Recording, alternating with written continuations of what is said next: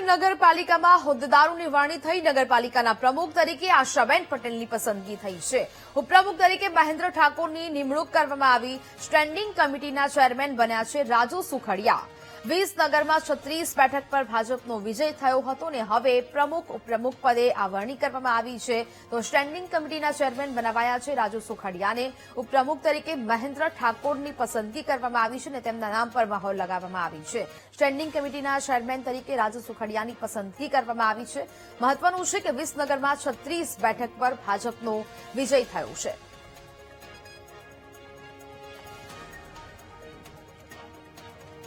તો મહેસાણાની વિસનગર નગરપાલિકામાં હોદ્દેદારોની વરણી કરવામાં આવી છે। હવે જે તમામ નામો જે અટકળો હતી, જે ચર્ચાનો વિષય હતી, તે હવે આખરી મહોર તે નામો પર લગાવી દેવામાં આવી છે। પ્રમુખ ઉપપ્રમુખ સ્ટેન્ડિંગ કમિટીના ચેરમેનને લઈને આ પસંદગી કરાઈ છે।